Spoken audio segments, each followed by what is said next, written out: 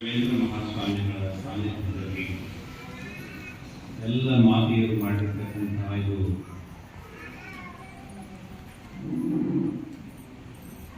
ಜ್ಞಾನಯಜ್ಞ ಕಾರ್ಯಕ್ರಮ, ಶಾಸ್ತ್ರ ಪಠಣ ಕಾರ್ಯಕ್ರಮ ಅತ್ಯಂತ ಮಹತ್ವದಾಗಿರ್ತಕ್ಕಂತಹ ಕಾರ್ಯಕ್ರಮ. ಯಾಕಂದ್ರೆ ರಂಗಮಂದಿರದಲ್ಲಿ ಅದರ ಹೆಸರೇ ರಂಗಮಂದಿರ, ಅಲ್ಲಿ ಕುಣಿಯುವುದು, ಚೆಡಿಯುವುದು, ಹಾರುವುದು ಇದ್ದಿದ್ರೆ ಇಲ್ಲಿ ಮಾತ್ರ ಇದು ಯಾಕೆ ತಕೋ ಭೂಮಿ ಆಯಿತು ಅಂತಂದ್ರೆ ಇಲ್ಲಿ ಕೇವಲ ಒಂದೇ ಒಂದಿದೆ. ಅದು ಭಜನಕ್ಕಾಗಿ ಸಮರ್ಪಣೆ ಇದೆ, ಪೂಜನಕ್ಕಾಗಿ ಸಮರ್ಪಣೆ ಇದೆ, ಯಜ್ಞಕ್ಕಾಗಿ ಸಮರ್ಪಣೆ ಇದೆ. ಅಂತ ಸಮರ್ಪಣಾ ಭೂಮಿಯಲ್ಲಿ ಇವತ್ತಿನ ದಿವಸ ತಾವೆಲ್ಲರೂ ಮಾಡಿದ್ರಿ. ಇದು ನಿಮ್ಮ ಒಂದು ಪಾರಾಯಣ ಅಂತಕ್ಕಂಥದ್ದು, ಗೀತಾ ಪಾರಾಯಣ ಎನ್ನುವ ಮಹಾಯಜ್ಞೆಯನ್ನು ಸಮರ್ಪಣೆ ಮಾಡಿದ್ರಲ್ಲ, ಈ ಯಜ್ಞಕ್ಕೆ ಒಂದು ಫಲ ಎಲ್ಲ ಸಹಸ್ರ ಸಹಸ್ರ ಫಲವನ್ನು ಅದು ಕೊಡುತ್ತೆ.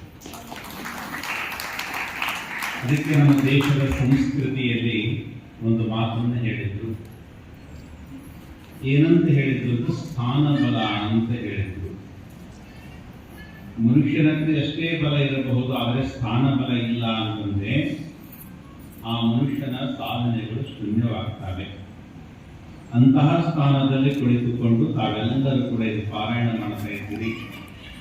ಈ ಪಾರಾಯಣ ಮಾಡಿಸ್ತಕ್ಕಂಥ ಮಹತ್ವದ ಸಂಕಲ್ಪ ಯಾವುದು ಅಂತಂದ್ರೆ, ಪರಮ ಪೂಜ್ಯ ಶ್ರೀಮದ್ ಗಂಗಾಧರೇಂದ್ರ ಸರಸ್ವತಿ ಮಹಾಸ್ವಾಮಿಗಳು 2007ನೇ ಇಸ್ವಿಯಲ್ಲಿ ಬೀದರ ಮಹಾನಗರಕ್ಕೆ ಬಂದು ತಾಲೂಕಾಗಳಲ್ಲಿ ಸಂಚರಿಸಿ ಗೀತಾ ಯಜ್ಞವನ್ನು ಪ್ರಾರಂಭ ಮಾಡಿದ್ರು. ಅವಾಗ ನಾನು ಕೂಡ ಅವರ ಜೊತೆ ಇದ್ದೆ, ಬೀದರ್ಗೂ ಬಂದಿದ್ದೆ.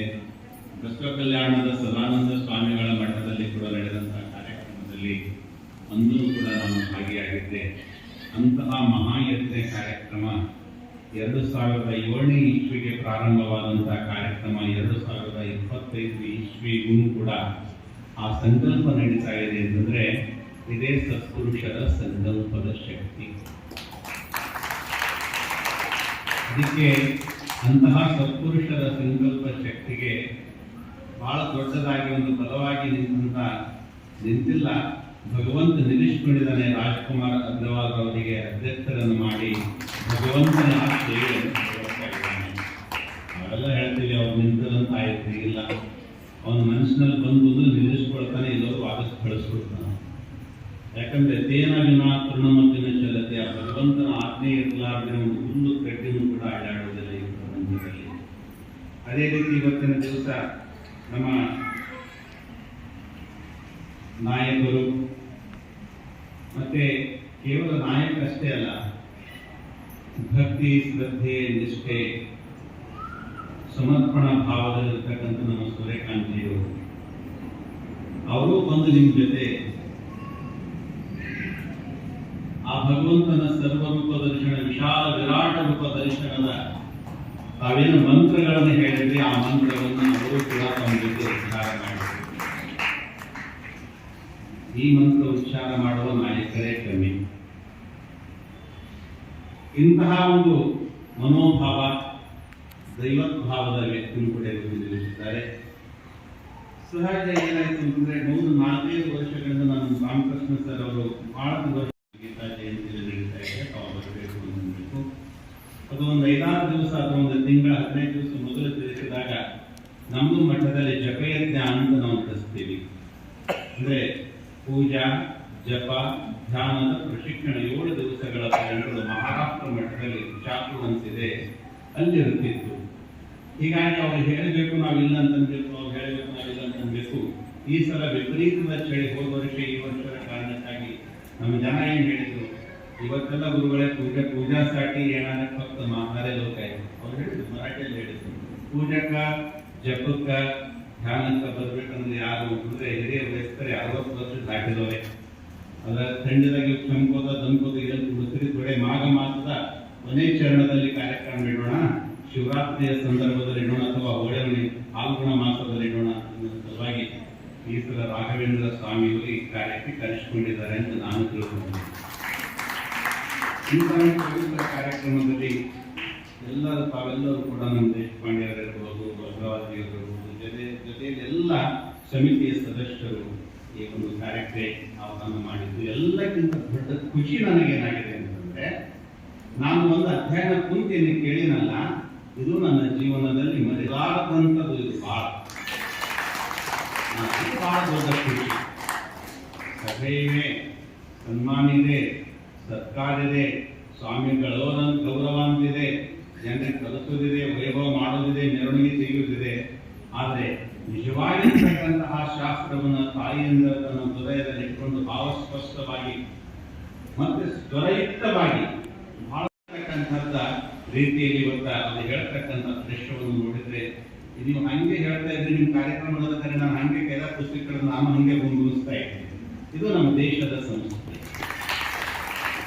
ಈ ಸಂಸ್ಕೃತಿಯ ರಕ್ಷಣೆ ಇದೆಲ್ಲ ಕಾರ್ಯಕ್ರಮದ ಉದ್ದೇಶ. ಈ ಕಾರ್ಯಕ್ರಮದ ಉದ್ದೇಶ ನಮ್ಮ ಗಂಗಾಧರೇಂದ್ರ ಸರಸ್ವತಿಯವರು ಅವತ್ತು ಹೇಳಿದ್ರು. ಯಾಕೆ ಇದನ್ನು ಮಾಡ್ತಾ ಇದ್ವಿ ಸ್ವಾಮೀಜಿ ಅಂತಂದ್ರೆ, ಈ ದೇಶಕ್ಕೆ, ಈ ರಾಷ್ಟ್ರಕ್ಕೆ ಇವತ್ತಿನ ಶಿಕ್ಷಣದಿಂದ ಸಂಸ್ಕಾರ ಕೊಡಲಿಕ್ಕೆ ಸಾಧ್ಯ ಇಲ್ಲ.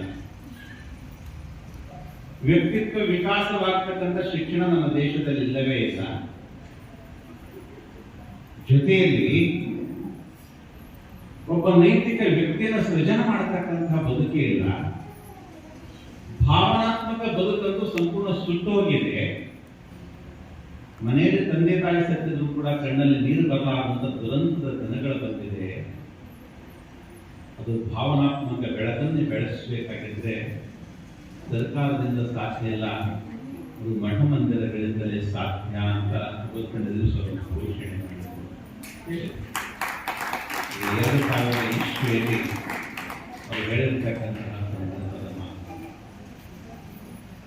ನಿಜವಾಗಲೂ ಕೂಡ ನಮ್ಮ ದೇಶದ ಸಂಸ್ಕೃತಿಯಲ್ಲಿ ಒಂದು ಗ್ರಂಥವನ್ನು ಕೈಯಲ್ಲಿ ಹಿಡಿದ ನಂತರ ಒಂದು ಅಧ್ಯಯನ ಅಂತ ಒಂದು ಶಬ್ದ ಇದೆ, ಒಂದು ಪಠಣ ಅಂತ ಇನ್ನೊಂದು ಶಬ್ದ ಇದೆ.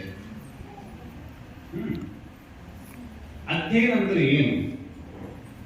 ಒಂದು ಪುಸ್ತಕವನ್ನ ಒಂದು ಸಾರಿ ನೋಡಿ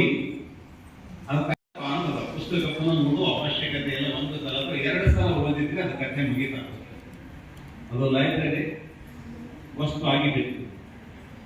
ಆದರೆ ಪಠಣ ಅನ್ನತಕ್ಕಂತಹ ಶಬ್ದ ಬಹಳ ದೊಡ್ಡ. ಪಠಣ ಅನ್ನತಕ್ಕಂತಹ ಶಬ್ದ ಎಲ್ಲ ಗ್ರಂಥಗಳಿಗೆ ಇರುವುದಿಲ್ಲ. ಪುನಃ ಪುನಃ ಪುನಃ ಪುನಃ ಉಚ್ಚಾರವನ್ನು ಮಾಡಿ ಓದಿದ್ದನ್ನೇ ಪುನಃ ಪುನಃ ಪುನಃ ಪುನಃ ನಾವು ಅಧ್ಯಯನವನ್ನು ಮಾಡ್ತೀವಿ, ಓದ್ತೀವಿ. ಅದನ್ನ ಪಠಣ ಅನ್ನತಕ್ಕಂಥದನ್ನ ನಮ್ಮ ದೇಶದ ಸಂಸ್ಕೃತಿಯ ಶಬ್ದ ಇದೆ. ಯಾಕೆ ಇದನ್ನ ಹೇಳಿದ್ರು? ಆ ಪಠಣ ಮಾಡತಕ್ಕಂತಹ ಸಂದರ್ಭದಲ್ಲಿ ಇಲ್ಲಿನವರೆಗೆ 36,000 ಕೃತಿಗಳು, ಭಾಷ್ಯಕಾರರು ಈ ಗೀತೆಯ ಮೇಲೆ ಭಾಷ್ಯವನ್ನು ಬರೆದಿದ್ದಾರೆ ಜಗತ್ತಿನದಾದ್ಯಂತ. ಒಂದಲ್ಲ ಎರಡಲ್ಲ, 36,000 ಪುಸ್ತಕಗಳು, ಅಷ್ಟು ಜನಗಳು ಗೀತೆ ಮೇಲೆ ಭಾಷ್ಯ ಬರೆದರೂ ಕೂಡ ಗೀತೆ ಹೇಳಿದಾಗಿದೆ. ಒಂದು ನಾವೆಲ್ ಮೇಲ್ಗಡೆ, ಒಂದು ನಾಟಕದ ಮೇಲ್ಗಡೆ, ಒಂದು ಸಾಹಿತ್ಯದ ಮೇಲ್ಗಡೆ ಒಂದು ವಿಮರ್ಶೆ ಮಾಡಿದ್ರೆ ಒಬ್ಬ ಬರ್ದಿದ್ರೆ ಮುಗಿದೇ ಹೋಯ್ತು. ಅದಾಗೇನದ ಯಾಕೆ ಈ ಪಟ್ಟಣಕ್ಕೆ ಮಹತ್ವ ಇದೆ ಅಂತಂದ್ರೆ, ಒಂದು ಶ್ಲೋಕವನ್ನ 18ನೇ ವರ್ಷಕ್ಕೊಂದ್ಸಲ ಓದಿದ್ರಿ, 20ನೇ ವರ್ಷಕ್ಕೊಂದ್ಸಲ ಓದಿದ್ರಿ, 40 ವರ್ಷಕ್ಕೆ ಓದಿದ್ರಿ, 60 ವರ್ಷಕ್ಕೆ ಓದಿದ್ರಿ. ಪ್ರತಿ ಓದ್ತಕ್ಕಂತಹ ಸಂದರ್ಭದಲ್ಲಿ ಆ ವಯಸ್ಸಿನ ತಕ್ಕಂತೆ ಭಾವ ಎಷ್ಟು ವಿಕಾಸ ಆಗಿದಿರ್ತದಲ್ಲ, ವಸ್ತು ಬುದ್ಧಿಯಲ್ಲಿ ಸೂಕ್ಷ್ಮ ಭಾವ ತರಂಗಗಳೇ ಹೇಳ್ತಾವಲ್ಲ, ಅದಕ್ಕೆ ಪಠಣ ಅಂತ ಹೇಳಿದ್ದು.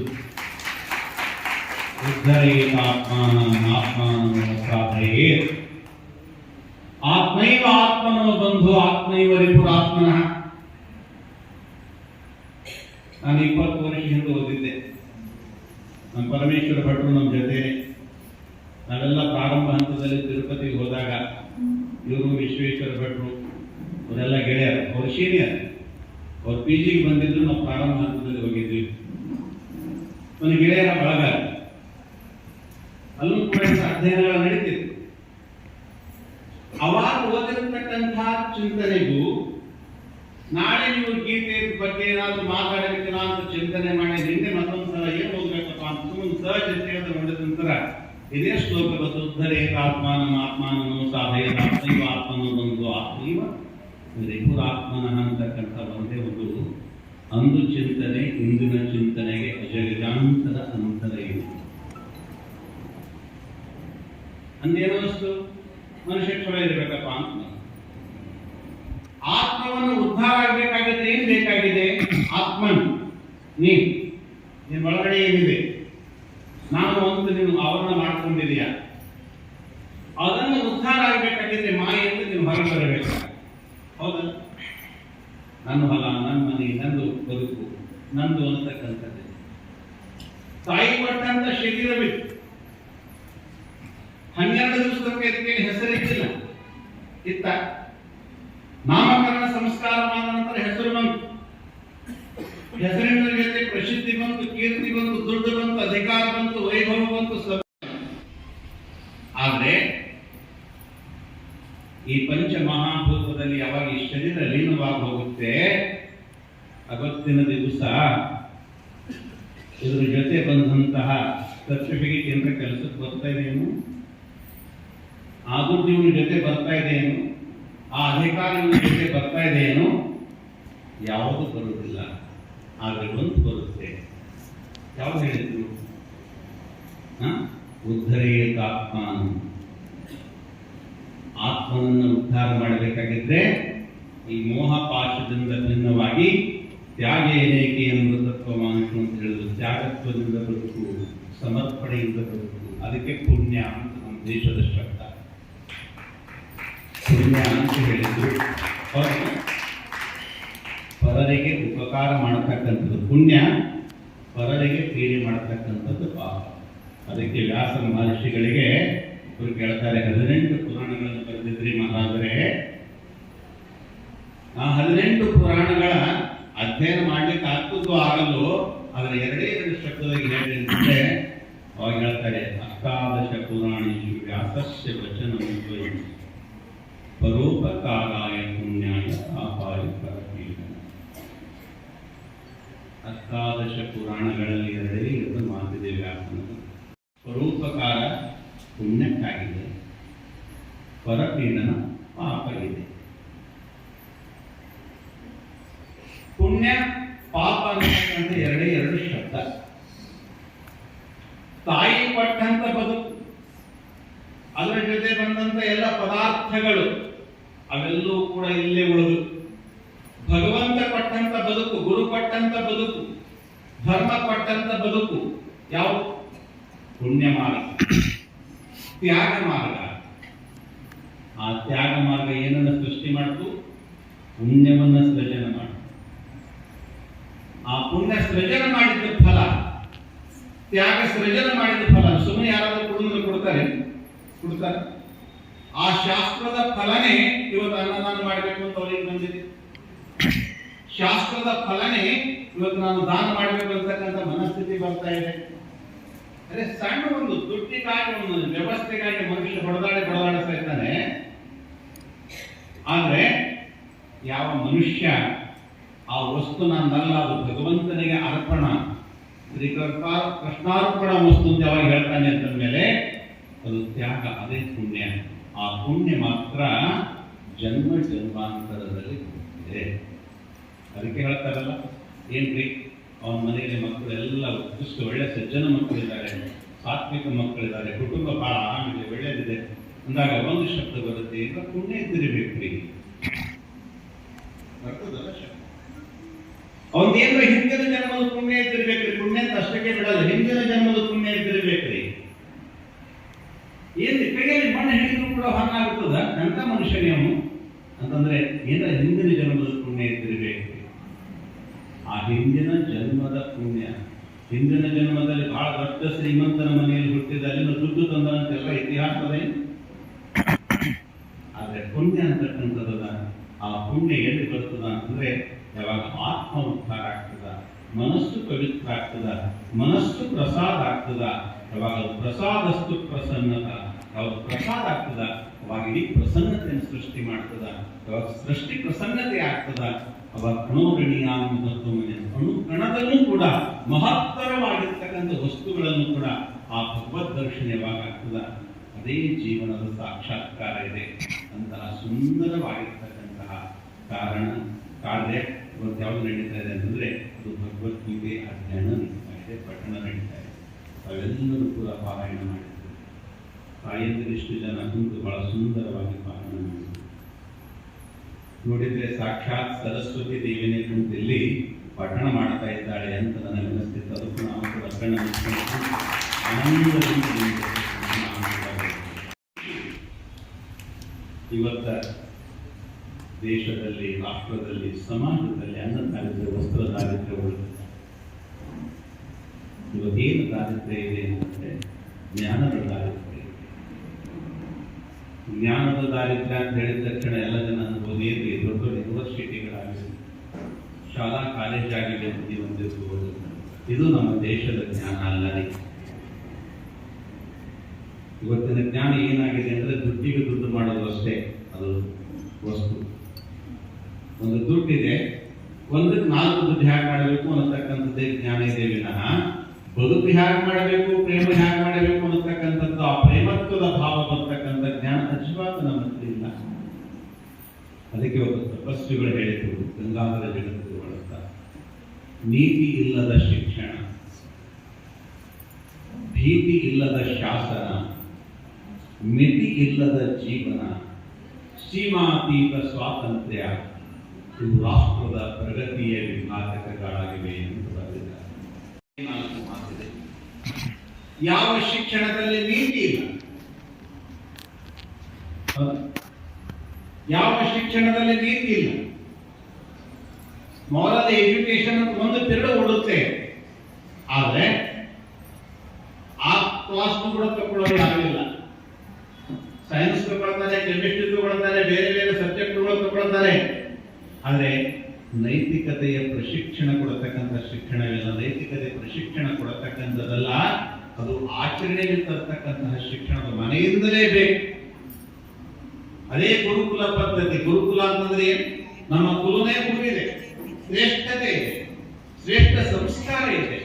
ಉನ್ನತ ಶಿಕ್ಷಣಕ್ಕಾಗಿ ಗುರುವಿನ ಹತ್ರ ಹೋಗಬೇಕಾಗಿದೆ ಅಷ್ಟೇ. ಉನ್ನತ ಶಿಕ್ಷಣಕ್ಕಾಗಿ ಗುರುವಿನ ಹತ್ರ ಯಾವಾಗ ಹೋಗ್ತಾನೆ? ಬಾಲ್ಯದ ಸಂಸ್ಕಾರ ಇದ್ದಾಗ ಮಾತ್ರ. ನೀತಿ ಇಲ್ಲದ ಶಿಕ್ಷಣ ಇವತ್ತಿನ ಸಮಾಜದಲ್ಲಿ ಬಂತು. 6 ಜನ ಹೇಳ್ತಾರೆ ಈ ದೇಶ ದೊಡ್ಡ ಪ್ರಗತಿ ಮಾಡಬೇಕು, ಏನು ಪ್ರಗತಿ ಆಗುತ್ತೆ. 1000 ಜನ ಮೋದಿಗಳು ಹುಟ್ಟು ಬಂದಿದ್ರು ಕೂಡ ಈ ದೇಶ ಪ್ರಗತಿ ಆಗುತ್ತೆ. ಪಾಪ ಏನ್ ಮಾಡ್ತಾರೆ, ಒಬ್ಬ ಮನುಷ್ಯ ಏನ್ ಮಾಡಿರ್ತಾರೆ? ಈ ದೇಶದ ಸಂಸ್ಕಾರಿತ ಶಿಕ್ಷಣ ತರಬೇಕು ಅಂತಂದ್ರೆ ವಿರೋಧ, ಸ್ವಪಕ್ಷದಲ್ಲೂ ವಿರೋಧ, ಪರಪಕ್ಷದಲ್ಲೂ ವಿರೋಧ. ಗುರುಕುಲ ಪದ್ಧತಿಯ ಶಿಕ್ಷಣ ನಮ್ಮ ದೇಶದಲ್ಲಿ ಎಲ್ಲಿನ ತನಕ ಬರಲ್ಲ, ಅಲ್ಲಿನ ತನಕ ಈ ದೇಶ ಉದ್ಧಾರ ಆಗೋದು. ಯಾಕಂದ್ರೆ ಇವತ್ತು ಶಿಕ್ಷಣದಲ್ಲಿ ನೀತಿ ಇಲ್ಲ, ಶಾಸನದಲ್ಲಿ ಆಗ ನೀತಿ ಇದೆಯಾ? ಶಾಸನದಲ್ಲಿ ಏನು ನೀತಿ ಇದೆ? ಏನು ತಾಲೂಕು ಹೆಚ್ಚಾಕಮ್ಮ, ಒಂದು ಹಾಲಿನ ಹಣ್ಣು ಮಾರೋನು ಅಥವಾ ಕಸ ಗುಡಿಸೋನು ಅಥವಾ ಬೇರೆ ಬೇರೆ ಸಣ್ಣ ಸಣ್ಣ ವ್ಯಾಪಾರ ಉದ್ಯೋಗ ಮಾಡ್ಕೊಂಡು ಬದುಕೋನು, ಸ್ವಲ್ಪ ಇಲ್ಲಿ ಯಾಕೆ ಹಚ್ಚಿದೆಪ್ಪ ತೆಗಿ ಅಂತ ಹೇಳಿದ್ರೆ ಅವ ಹೇಳ್ತಾನೆ, ನೇರವಾಗಿ ಫೋನ್ ಕೊಡ್ತಾನೆ, ಮಾತಾಡ ನಮ್ಗೆ MLA ಅಂತ ಹಚ್ಚಿಕೊಡ್ತಾನೆ, ಮಾತಾಡ ನಮ್ಗೆ SP ಅವರಿಗೆ ಮಾತಾಡ. ಯಾರು SP ಅಂತ ಕೇಳಿದ್ರೆ ಅವ ಹೇಳ್ತಾನೆ, ನಮ್ಮ ಜಾತಿಯವರ ಇವರು ನಮ್ಮ ಜಾತಿ ದೇಶ ಉದ್ಧಾರ ಆಗ್ತದೆ. ಶಿಕ್ಷಣದಲ್ಲಿ ನೀತಿ ಇಲ್ಲ, ಶಾಸನದಲ್ಲಿ ನೀತಿ ಇಲ್ಲ, ಜೀವನದಲ್ಲಿ ಒಂದು ಮಿತಿ ಇದೆಯಾ? ಇವತ್ತು ಯಾರ ಸಂಸಾರದಲ್ಲೂ ಕೂಡ ತೃಪ್ತಿ ಇಲ್ಲ. ಇಷ್ಟು ಅತೃಪ್ತಿ ಬದುಕಿ ಇವತ್ತು ಸಮಾಜದಲ್ಲಿ ನಿರ್ಮಾಣ ಆಗಿದೆ. ಇನ್ನ ಬೇಕು, ಇನ್ನ ಬೇಕು, ಇನ್ನ ಬೇಕು, ಇನ್ನ ಬೇಕು ಅಂತ. ನಮ್ಮ ವೈದಿಕ ಸಂಸ್ಕೃತಿ, ಪುರಾತನ ಸಂಸ್ಕೃತಿ 500 ವರ್ಷಕ್ಕೊಂದು ಗ್ರಾಮಕ್ಕೆ ಬೆಂಕಿ ಹಾಕಿ ಸುಟ್ಟು ಬಿಡ್ತೀವಿ. ಭಾರಿ ಮನೆಗಳನ್ನು ಕಟ್ಟತಕ್ಕಂಥದ್ದು ಮಹಾಪಾಪ ಅಂತ ಹೇಳಿದ್ರು. ಇವತ್ತ ಅಪೇಕ್ಷೆಗಿಂತ ಜಾಸ್ತಿ ಅಪೇಕ್ಷೆ ಮಾಡೋದು ಎಷ್ಟು ಅವಶ್ಯಕತೆ ಇದೆ ಅದಕ್ಕಿಂತಲೂ ಜಾಸ್ತಿ ಅಪೇಕ್ಷೆ ಮಾಡೋದು ಪಾಪ ಅಂತ ಹೇಳಿದ್ರು, ಪ್ರಕೃತಿ ಹನನ ಅಂತ ಹೇಳಿದ್ರು. ಇವತ್ತು ಲಕ್ಸುರಿಯಸ್ ಅನ್ನತಕ್ಕಂಥ ಒಂದು ಶಬ್ದದಲ್ಲಿ ಹೋಗಿ ಇವತ್ತು ಪ್ರಕೃತಿ ಶೂನ್ಯವಾಗಿ ಹೋಗ್ತಾ ಇದೆ. ಒಬ್ಬ ಜಗತ್ತದ ಪ್ರಸಿದ್ಧ ವಿಜ್ಞಾನಿ ಒಂದು ಮಾತನ್ನು ಬರೆದಿದ್ದಾನೆ. ಒಬ್ಬ ಸೈಂಟಿಸ್ಟ್ 2020ಕ್ಕೆ ಡ್ರಾಪ್ ಆಫ್ ವಾಟರ್, ಒಂದು ಹನಿ ನೀರಿಗಾಗಿ ಈ ಜಗತ್ತು ತರಿಸ್ತದ ಅಂತ ಹೇಳಿದ್ದ. 2035ಕ್ಕೆ ಒಂದು ಆಕ್ಸಿಜನ್ಗಾಗಿ ಎಷ್ಟೋ ಜನ ಪ್ರಾಣ ಬಿಡ್ತಾರೆ ಅಂತ ಹೇಳಿದ್ದಾನೆ. ಇವತ್ತು ನಮ್ಮ ಹತ್ತಿರ ಕಾಂಕ್ರೀಟ್ ಬಿಲ್ಡಿಂಗ್ಗಳು ಬಹಳಷ್ಟು ಬೆಳೆದು ನಿಂತಿವೆ, ಆದರೆ ಭವಿಷ್ಯದಲ್ಲಿ ನಮ್ಮ ಹತ್ತಿರ ಆಕ್ಸಿಜನ್ ನಿರ್ಮಾಣ ಮಾಡತಕ್ಕಂಥ ಗಿಡಗಳಿಲ್ಲ ಆದ ಕಾರಣಕ್ಕಾಗಿ ಆಕ್ಸಿಜನ್ ಶೂನ್ಯವಾಗಿ ಉಳಿದು ಅಂತ ಕಷ್ಟ. ಇದು ಕಾರಣ ಏನಾಯಿತು? ಪ್ರಕೃತಿ ವಿರಹಿತ ಬದುಕಾಯಿತು. ಪ್ರಕೃತಿ ಸಹಿತ ಬದುಕಿ ಆಧ್ಯಾತ್ಮಿಕ ಬದುಕು. ನಮ್ಮ ದೇಶದ ಸಂಸ್ಕೃತಿಯಲ್ಲಿ ಮರವನ್ನು ಪೂಜಿಸಿದ್ರು, ನೆಲವನ್ನು ಪೂಜಿಸಿದ್ರು, ನದಿಯನ್ನು ಪೂಜಿಸಿದ್ರು, ಕಲ್ಲನ್ನು ಪೂಜಿಸಿದ್ರು, ಮಣ್ಣನ್ನು ಪೂಜಿಸಿದ್ರು. ಇವತ್ತು ಬಹಳ ಸುಶಿಕ್ಷಿತ ಅಂತ ಹೇಳ್ಕೊಳ್ಳೋರು ತಲೆ ಕೆಡಿಸ್ತಕ್ಕಂಥ ಜನಗಳು ಬಂದು ಕಲ್ಯಾಕ್ ಪೂಜಿಸ್ತೀರಿ, ಮಣ್ಣಾಕ್ ಪೂಜಿಸ್ತೀರಿ, ಅದ್ಯಾಕ್ ಪೂಜಿಸ್ತೀರಿ, ಇದ್ಯಾಕ್ ಪೂಜಿಸ್ತೀರಿ. ಪೂಜ್ಯ ಭಾವನೆ ಇಲ್ಲ ಅಂತಂದ್ಮೇಲೆ ಗಿಡ ಹೆಣ್ತಿರ್ತಾರೆ ಇರ್ತವ. ಅರಳಿ ಮರಕ್ಕೆ ಹೋಗಿ ಅಲ್ಲೆಲ್ಲ ಪೂಜೆ ಮಾಡಿ ಬರ್ತಕ್ಕಂಥದ್ದು. ಆಲದ ಮರಕ್ಕೆ ಹೋಗಿ ವಟ ಸಾವಿತ್ರಿಯ ದಿವಸ ಹೋಗಿ ಪೂಜೆ ಮಾಡಿ ಬರ್ತಕ್ಕಂಥ ಸಂಸ್ಕೃತಿ. ಆ ನಿಮಿತ್ತವಾದರೂ ಕೂಡ ವೃಕ್ಷಗಳನ್ನು ಬೆಳೆಸಬೇಕು ಅಂತಕ್ಕಂಥ ಸುಂದರ ಸಂಸ್ಕೃತಿ ಇದ್ದದ್ದು. ಇವತ್ತ ಬದುಕಿನ ವ್ಯವಸ್ಥೆ ಮಿತಿ, ಸಂಸಾರದ ಮಿತಿನೇ ಕಳೆದಿದೆ. ಹಿಂದಿನ ಕಾಲದಲ್ಲಿ ಒಂದು 5 ವಸ್ತ್ರಗಳ ದಾಟಿದ ನಂತರ ಬಾಕಿದ ವಸ್ತ್ರ ದಾನ ಮಾಡಬೇಕು ಅಂತ ಹೇಳ್ತೇವೆ. ಇವತ್ತು ಸುಮ್ಮನೆ ಒಬ್ಬ ಕೂಲಿ ಮಾಡೋ ಹೆಣ್ಣುಗಳ ಅಲ್ಮರಿ ತೆಗೆದು ನೋಡಿದ್ರು ಕೂಡ ದರಡ ಸೀರೆಗಳು ಬೆಳೆದ. ಶ್ರೀಮಂತರದಂತೆ ಲೆಕ್ಕನೇ ಇಲ್ಲ. ಇಷ್ಟೆಲ್ಲ ಮುಗಿದ ಮೇಲೂ ಕೂಡ ತವ್ರ ಮನೆಯಲ್ಲಿ ಒಂದು ಕಾರ್ಯಕ್ರಮ ಇತ್ತು ಅಂತಂದ್ರೆ ಮೊದಲನೇ ಕಾಂಪ್ಲೇಂಟ್, ಏನಿದೆ ಕಟ್ಕೊಂಡು ಬಂದಿದ್ದು, ಉಡಿಸ್ದೆ, ತಿನ್ನಿಸ್ದೆ, ಬಟ್ಟೆ ಕೊಟ್ಟೆ, ಬಲಿ ಕೊಟ್ಟೆ, ನೀರು ದುಡ್ಡು ಕೊಟ್ಟಿದೆ, ಹಿಂದೆ ಉಟ್ಕೊಂಡು ಹೋಗ್ಲಿ ಅದು. ಒಂದ್ಸಲ ಉಟ್ಕೊಂಡಿದ್ದಲ್ಲ, ಒಂದ್ಸಲ ಉಟ್ಕೊಂಡಿದ್ದೆ ಬಟ್ಟೆ ಇರ್ತದೆ, ಮತ್ತೆ ಹೊಸದ ಬೇಕು. ಇಷ್ಟು ಬೇಕು ಈ ಮನುಷ್ಯನಿಗೆ. ಇದರ ಪರಿಣಾಮವಾಗಿಯೇ ಇವತ್ತು ಸಂಸಾರ ಎಷ್ಟು ಅಸ್ತವ್ಯಸ್ತತೆಯಾಗ್ತದೆ, ಮಿತಿರಹಿತ ಸೀಮಾತೀತ ಸ್ವಾತಂತ್ರ್ಯ. ಇವತ್ತಿನ ಜೀವನದಲ್ಲಿ ಏನಾದರೂ ಸೀಮೆ ಇದೆಯಾ ಸ್ವಾತಂತ್ರ್ಯಕ್ಕೆ? ಸ್ವಾತಂತ್ರ್ಯಕ್ಕೆ ಏನು ಸೀಮೆ? ಸ್ವಾತಂತ್ರ್ಯ ಬೇಕು, ಸ್ವಾತಂತ್ರ್ಯ ಬೇಕು ಅಂತ ಆ ಅತಿಯಾದಂತ ಸ್ವಾತಂತ್ರ್ಯವೇ ಇವತ್ತು ಇಡೀ ಜೀವನದ ವ್ಯವಸ್ಥೆಗಳು ಹಾಳಾಗ್ತದೆ. ಹಿಂದಿನ ಕಾಲದಲ್ಲಿ ಬಹಳಷ್ಟು ಜನ ಕಾಂಪ್ಲೇಂಟ್ ಮಾಡ್ತಾರೆ, ವೈದಿಕ ವಾಂಗ್ಮಯದಲ್ಲಿ ಸ್ತ್ರೀಯರಿಗೆ ಸ್ವಾತಂತ್ರ್ಯ ಇದ್ದಿಲ್ಲ, ಪುರುಷನಿಗೆ ಹಾಂಗಿತ್ತು, ಹಿಂಗಿತ್ತು, ಅದು ಇತ್ತು, ಇದು ಇತ್ತು. ಅವು ಇತ್ತನ್ನೋದು ಇಲ್ಲಿಂದ ತನಕ ಟೆಕಾಸ್ ಮಾಡಿ ಮೊನ್ನೆ ಒಂದು ಪತ್ರಿಕೆಯಲ್ಲಿ ಬರ್ತದೆ, ಪೇಪರ್ನಲ್ಲಿ ಬರ್ತದೆ. ಒಬ್ಬ ಅನ್ಪಡೆ ವ್ಯಕ್ತಿ, ಬಿಹಾರ ಮೂಲದ ವ್ಯಕ್ತಿ, ಕಷ್ಟ ಮಾಡಲಿಕ್ಕೆ ದಿಲ್ಲಿಗೆ ಬರ್ತಾನೆ. ಒಂದು ಕಲಿತಂತ PUC ಕಲಿತಂತ ಹೆಣ್ಣುಗಳನ್ನು ಲಗ್ನ ಮಾಡ್ಕೊಳ್ತಾನೆ. ಮುಂದೆ ಇವಳಿಗೆ ಒಳ್ಳೆ ರೀತಿ ಕಲಿಸ್ಬೇಕು ಅಂತ ಕಲಿಸ್ತಾನೆ. ಮುಂದಕ್ಕೆ IAS ಅಧಿಕಾರಿ ಆಗ್ತಾಳೆ. ಅಷ್ಟು ದೊಡ್ಡದೆಲ್ಲ ಕಲಿಸುವ ಖರ್ಚು ಮಾಡ್ತಾನೆ. 18 ಗಂಟೆ ಒಂದು ಕೆಲಸ ಮಾಡ್ತಾನೆ. ಅಧಿಕಾರಿ ಆದ ನಂತರ ಒಂದು 6 ತಿಂಗಳು ಹೋಗಿಲ್ಲ, ಇವನಿಗೆ ಡಿವೋರ್ಸ್ ಕೊಟ್ಟು ಇದಕ್ಕೆ ಹೊರ ಹೋಗ್ತಾಳೆ. ಕೂಲ್ಕಾರನ ಜೊತೆ ನಾನು IAS ಒಬ್ಬ ಅಧಿಕಾರಿ, ನಿಮ್ಮ ಜೊತೆ ಹೆಂಗೆ ಬದುಕು ಮಾಡಿದ್ರು ಅಂತ ಕಾಂಪೇಟ್ ಮಾಡಿ ಹೋಗ್ತಾಳೆ. ಹೆಚ್ಚಕಮ್ಮ ಮಾಡಿದ್ರೆ ನನ್ನ ಹತ್ರ ನಾನು ದೊಡ್ಡ ಅಧಿಕಾರಿ ಇದ್ದೀನಿ, ಇದು ವರಿಷ್ಠ ಪೊಲೀಸ್ ಸ್ಟೇಷನ್ ಹಾಕ್ತೀನಿ ಅಂತ ಹೇಳ್ತಾಳೆ. ಆ ವ್ಯಕ್ತಿ ಪತ್ರಿಕೆಯ ಒಂದು ಇದರಲ್ಲಿ ಬರೀತಾನೆ, ಹೇಳ್ತಾನೆ, ಪ್ರೆಸ್ ರಿಪೋರ್ಟರ್ ಆದ ರಿಪೋರ್ಟ್ ತಗೊಂಡು ಕೊನೆಗೆ ಪತ್ರಿಕೆ ಸಂಪಾದನೆಯಲ್ಲಿ ಸಂಪಾದಕ ಹೇಳ್ತಾನೆ, ಇದು ಅತಿಯಾದಂತ ಸ್ವಾತಂತ್ರ್ಯದ ಲಕ್ಷಣ. ಯಾವ ಬದುಕು ಭಾಂಡೆಗಳಿಂದ ತೊಳ್ಕೊಂಡು ಬದುಕಬೇಕಾದಂತ ಬದುಕಿಗೆ ಶಿಕ್ಷಣ ಕೊಟ್ಟು ತಾನು ಕಷ್ಟಪಟ್ಟು ದೊಡ್ಡ ಅಧಿಕಾರಿ ಮಾಡಿ ಹೆಮ್ಮೆ ತಿಳ್ಕೊಳ್ಬೇಕಾಗಿತ್ತು. ನನ್ನ ಗಂಡ ಅನ್ಎಜುಕೇಟೆಡ್, ನಾನು ನನ್ನನ್ನು ದೊಡ್ಡ ಅಧಿಕಾರಿ ಮಾಡಿದ್ದಾನೆ ಅಂತ ಎಲ್ಲಿ ಗೌರವ ಕೊಡಬೇಕಾಗಿತ್ತು. ಆದ್ರೆ ಇವತ್ತಿನ ಶಿಕ್ಷಣದ ಅಜ್ಞಾನ, ಅತಿಯಾದ ಸ್ವಾತಂತ್ರ್ಯ ಇವರಿಗೆ ಕೂಲಿ ಖಂಡಿತ ಹೆಣ್ಣುಮಗಳಿಗೆ ವೈಜ್ಞಾನಿಕ ಕೂಲಿ ಮಾಡಿ ಕಷ್ಟ ಮಾಡಿ ದುಡ್ಡು ಕುಳಿತಿದ್ದಿಲ್ಲ ಅಂತಂದ್ರೆ ಅವಳು ಕೂಡ ಕಸ ಬಿಟ್ಟು ಹೇಳ್ಕೊಂಡು ಹೋಗ್ಬೇಕಾಗ್ತಿತ್ತು. ಅಲ್ಲಿ ಒಂದು ಜೊತೆ ಫ್ಯಾಕ್ಟರಿಯಲ್ಲಿ ಕೆಲಸ ಮಾಡಬೇಕಾಗಿತ್ತು. ಇದು ಅತಿಯಾದಂಥ ಸ್ವಾತಂತ್ರ್ಯ. ಇಂತಹ ಸ್ವಾತಂತ್ರ್ಯಗಳು ಮಕ್ಕಳಿಗೆ ಬರ್ತಾ ಇದೆ, ಸ್ವಚ್ಛಂದರಿಗೆ ಬರ್ತಾ ಇದೆ, ಮನೆಯಲ್ಲಿ ಬರ್ತಾ ಇದೆ. ಇವತ್ತು 99% ಮನೆಗಳಲ್ಲಿ ಇವತ್ತು ಅತಿಯಾದಂಥ ಸ್ವಾತಂತ್ರ್ಯನೇ ತಂದೆ ತಾಯಿಗಳಿಗೆ ಅನ್ನ ಹಾಕೋದಿಲ್ಲ. ಎಷ್ಟು ಕಷ್ಟದ ಕೆಲಸ ಇದೆ, ಎಷ್ಟು ಸಮಸ್ಯೆ ಕೆಲಸ. ಒಂದು ಕಾಲದಲ್ಲಿ ಸಾವಿರ ಜನ ಅನ್ನ ಮುಗಿಸಿದಂತ ಜನಾಂಗ ಇವತ್ತು ಒಂದೇ ಗಂಟೆ ಇಲ್ಲ. ಈ ವೃದ್ಧರನ್ನ ಪಾಲನೆ ಮಾಡೋದು ನಮ್ಮಿಂದ ಆಗೋದಿಲ್ಲ. ನೀನು ಬೇಕಾದ್ರೆ ಮಾಡೋದು ಎಲ್ಲ ಹೋಗಿ ವೃದ್ಧಾಪ್ಯ ಬರುವುದಿಲ್ಲ. ಯಾಕೆ ಇದನ್ನು ನಾನು ಹೇಳ್ತಾ ಇದ್ದೀನಿ? ಒಂದು ಚೈನ್ ತಪ್ಪಿದ್ರೆ ಇಡೀ ಚೈನ್ ತಪ್ಪಿಕೊಂಡು ಹೋಗುತ್ತೆ. ನಮ್ಮ ದೇಶದ ಸಂಸ್ಕೃತಿಯಲ್ಲಿ ಜಾತಿ ಸೀಮೆಗೆ ತಂದರು, ಅದಕ್ಕೆ ಕುಲ ಸೀಮೆಗೆ ತಂದರು, ಅದಕ್ಕೆ ಭಾಷೆ ಸೀಮಿತ ತಂದರು, ಅದು ಧರ್ಮದ ಸೀಮಿತ ತಂದರು. ಇದು ಹಿಂದೂ ಧರ್ಮದ ನಾವು ಮುಟ್ಟಂಗಿಲ್ಲ ಅಂತ ಮನುಷ್ಯತ್ವದ ಸಂಸ್ಕೃತಿಯನ್ನು ಕಲಿಸಿರ್ತಕ್ಕಂತಹ ಗೀತೆ. ಗೀತಾ ಸುಗೀತಾ ಕರ್ತವ್ಯ ಕಿಮ್ಮನ್ನೇ ಶಾಸ್ತ್ರ ವಿಸ್ತರೈ ಯಾ ಸ್ವಯಂ ಪದ್ಮನಾಭಸ್ಯ ಮುಖ ಪದ್ಮಾತ್ ವಿನಿಶ್ಚಿತ ಅಂತ ಶಾಸ್ತ್ರ ಭಾಷ್ಯಕಾರ ಹೇಳ್ತಾರೆ. ಅಂತಹ ಗೀತೆಯ ಶಬ್ದವನ್ನ ಇವತ್ತ ಮಕ್ಕಳಿಗೆ ನಾವು ಪ್ರಶಿಕ್ಷಣ ಕೊಟ್ಟಿದ್ರೆ ತಂದೆ ಅಂತ ಗುರುತಾಗ್ತಿತ್ತು, ತಾಯಿ ಅಂತ ಗುರುತಾಗ್ತಿತ್ತು, ರಾಷ್ಟ್ರ ಅಂತ ಗುರುತಾಗ್ತಿತ್ತು, ಗುರು ಅಂತ ಗುರುತಾಗ್ತಿತ್ತು. ಇವತ್ತು ಶಾಲೆಯಲ್ಲಿ ಸ್ವಲ್ಪ ಶಿಕ್ಷಕ ಜೋರಾಗಿ ಹೇಳಿದ್ರೆ ಸೀದಾ ಕಾಲ ಕಡಿಮೆ ಹೇಳ್ತೇವೆ, ನಾನು ಓದ್ತೀನೋ ಬಿಡ್ತೀನೋ, ನಿಂದೇನು ಪಾಠ ಮಾಡ್ತಾನೆ ಮಾಡೋಷ್ಟೇ ಸಕ್ರಮ ಮಾಡಿದ್ರೆ ನಿಮ್ಮೆಲ್ಲ ಕೇಸ್ ಮಾಡ್ತೀನಿ ಅಂತ. ಹೊರಗೆ ನಮ್ಮ ಬೀದರ್ ಜಿಲ್ಲೆಯಲ್ಲಿ ಶಾಣೆ ಒಂದು ಅಧಿಕಾರ ಸ್ಥಾನಗಳು ಕೊಟ್ಟಿದ ನಂತರ ಆ ಶಾಣೆ ಮನುಷ್ಯ ಹೋಗಿ ಮಕ್ಕಳ ಜೊತೆ ಮಕ್ಕಳ ಮೇಲೆ ಕೇಸ್ ಕೊಡಿಸ್ತು ಕೆಟ್ಟ ಜನಗಳಿಗೆ. ಹೀಗಾಗಿ ಇಂತಹ ದಿನಗಳಲ್ಲಿ ಒಂದೇ ಒಂದು ಯಾರ ರಕ್ಷಣೆ ನಮಗೆ ಮಾಡ್ತಾರೋ ಗೊತ್ತಿಲ್ಲ.